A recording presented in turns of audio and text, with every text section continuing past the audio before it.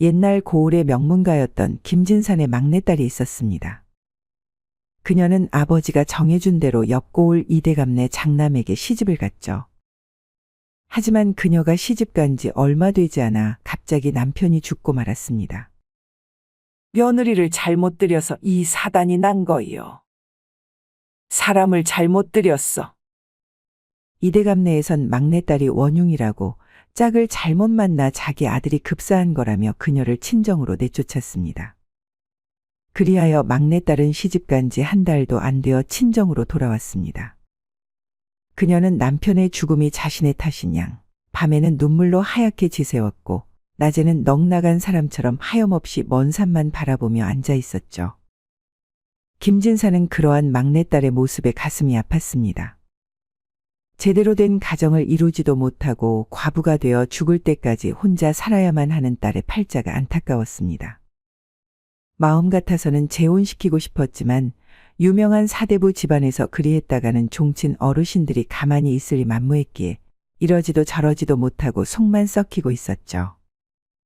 시간이 지나고 막내딸은 더 이상 밤에 울지 않았습니다. 낮에도 넋나간 사람처럼 앉아있기는커녕 돌아다니면서 집안일을 도왔죠. 마치 예전 결혼하기 전의 성격으로 돌아간 것 같았습니다. 1년 정도 흐르니 예전 막내딸의 모습으로 돌아오게 되었구나. 역시 세월이 약이야.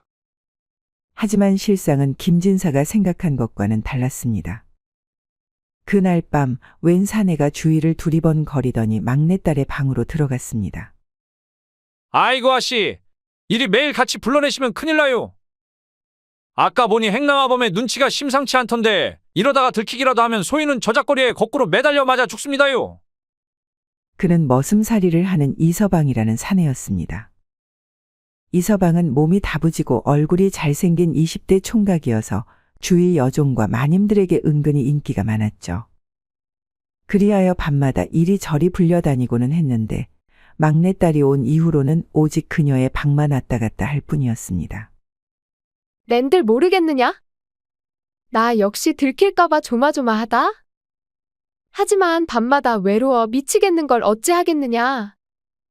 다른 이는 필요 없다. 오직 너만이 나의 이런 외로움을 달래줄 수 있느니라. 그러니 잔말 말고 이리 오너라. 막내딸은 매일 밤 이서방이라는 머슴을 불러 자신의 외로움을 달랬습니다. 그리하니 예전처럼 우울하지 않고 사소한 것에도 웃음이 나는 밝은 성격으로 돌아오게 된 것이죠. 하지만 꼬리가 길면 잡히는 법. 어느 날 잠을 이루지 못하던 김진사는 마당을 거닐다가 이서방이 막내딸의 방에서 나오는 것을 보았습니다. 이런 저 쳐죽일 놈의 자식이. 김진사는 당장이라도 이서방을 불러 매질을 가하려고 했죠. 하지만 가만 생각해 보니 막내딸이 웃음을 되찾고 밝은 성격으로 돌아온 것이 모두 저 사내 덕분이라는 생각이 들었습니다. 그리하여 몇 날 며칠을 고민한 후 이서방을 불렀습니다. 대감님 부르셨나요? 내가 오늘 이 자리에 너를 부른 것은 밤마다 막내딸의 침소에 들락날락거리는 것에 대해 말하고자 합니다. 이서방은 깜짝 놀라 머리를 조아리며 말했습니다. 죽을 죄를 지었습니다, 대감님. 죽을 죄를 지었습니다.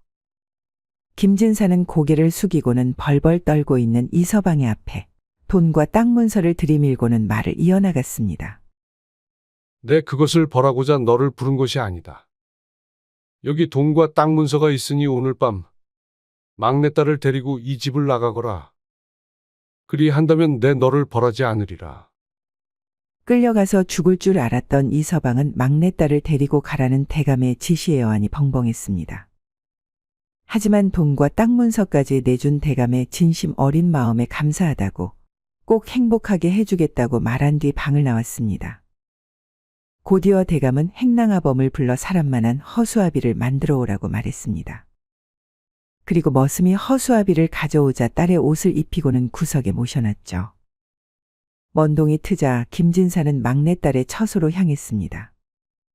이서방이 약속한 대로 딸을 데리고 도망쳤기에 그녀의 모습은 보이지 않았죠.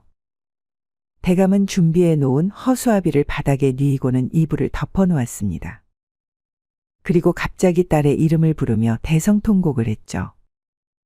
집안 식구들은 놀라 무슨 일이냐며 물었고 대감은 밤사이 막내딸이 병으로 세상을 떠났다고 말했습니다.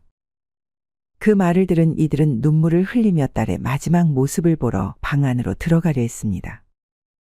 하지만 대감은 그들을 막아서며 병이 옮을 수 있어서 들어가면 안 된다고 말했습니다. 3일 후 허수아비가 든 관이 땅에 묻혔습니다. 그리고 막내딸에 대한 주변 사람들의 기억이 차차 옅어지기 시작했죠.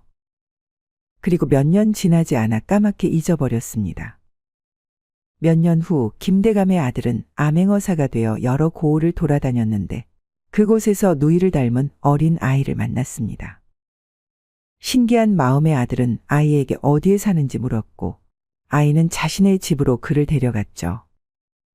아이를 따라 집으로 가니 죽었다던 누이가 빨래를 널고 있는 것이 보였습니다. 동생은 다시 한번 눈을 비비고는 지금 보고 있는 사람이 자신의 누이가 맞는지 살펴보았죠. 눈을 비비고 있던 동생을 본 누이는 반가워하며 한달음에 달려가 안았습니다. 그러고는 그동안 말하지 못했던 사실을 말했죠. 지병이 있던 남편에게 시집가서 남편이 죽고 재수 없는 년이라고 쫓겨나 평생을 혼자 살 팔자였다. 몇십 년을 홀로 외로이 말이다. 하지만 아버지가 이런 나를 가여이 여겨 돈과 폐물을 주고 먼 곳에 나가 살라며 내쫓았다. 들리는 소문에 의하면 내가 이미 죽은 것으로 되어 있더구나. 아마도 그 방법밖에는 없었을 테지. 반가워하던 노인은 눈물을 흘리며 말을 이어나갔습니다. 새벽에 쫓기듯 나와 제대로 인사도 못 드렸다. 그러니 내가 아버지께 감사하다고 잘 살겠다는 말을 대신 전해주지 않겠니? 동생은 알겠다며 머리를 끄덕였습니다. 그리고 오랜만에 만난 누이 매형과 함께 밤새 떠들다가 아침이 되어 집으로 돌아갔죠. 잘 다녀왔느냐? 아들이 집에 들어서자 김대감이 말했습니다. 네, 잘 다녀왔습니다. 저승까지 갔다 왔지요. 저승까지 다녀왔다는 아들의 말에 김대감은 깜짝 놀라더니 이내 눈시울을 붉히고는 말했습니다. 죽은 막내딸은 별 탈 없느냐? 네, 저승에서도 변함없이 잘 살고 있습니다. 이승보다 더 행복해 보이더군요. 그리고 아버지께 감사하다고 잘 살겠다는 말을 대신 전해달라고 했습니다. 아들의 말에 김대감은 참았던 눈물을 흘렸습니다. 그리고 자신이 행한 일이 헛된 것이 아니었다는 생각에 웃음을 지으며 마음속으로 딸의 행복을 빌고 또 빌었습니다. 예전에는 객가를 하면 시가나 친정이나 망신을 당했습니다.